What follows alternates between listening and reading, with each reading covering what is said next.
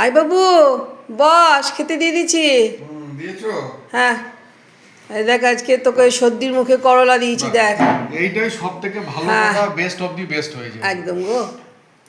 এই সর্দির মুখে সর্দির হ্যাঁ, করলা। বলে যে বিশ্বে বিশ্ব খায় বলে না।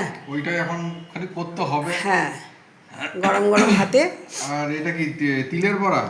এটা করেছি পোস্ত আর তিলকে বেটে বড়া করেছি। আচ্ছা। নিয়ে ওই যখন বড়াটা করি না, শেপটা করি, তখন একটু শুকনো তিলের মধ্যে বুলিয়ে তেলের মধ্যে দিয়েছি। আচ্ছা, আচ্ছা, আচ্ছা। অপূর্ব হয়েছে খেতে। আর এটা ঘ্যাট?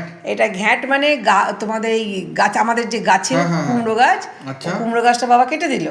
আচ্ছা। নিয়ে ওই যে কচি কচি পাতার ডগ থাকে না, ওইটা দিয়ে একটু এই 5 রকম সবজি দিয়ে, দুর্দান্ত। একটু পোস্ত বাটা, একটু সর্ষে বাটা দিয়ে করে দিলাম। এটা ডিমের আর এই ঝোল? কষা তোমার ডিমের ঝোল, লাল লাল ডিমের ঝোল, মুখ ছেড়ে যাবে।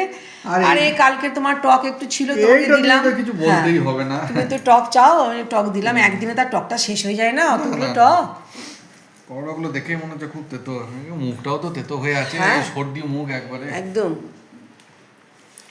ভাল লাগবে, দেখ মুচমুচ করে ভেজেছি, ভাল লাগবে গরম ভাতে, খুব ভাল লাগবে। মুচমুচে করলা ভাজা সত্যি ভালো লাগছে।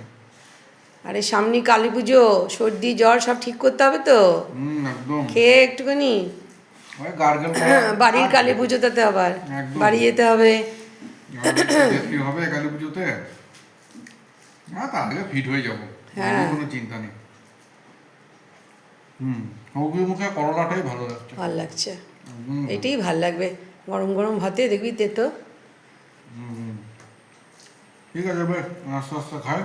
বেশ, আস্তে আস্তে খাও, কোনো হুড়াহুড়ি নাই। না, একদম না। ঠিক আছে।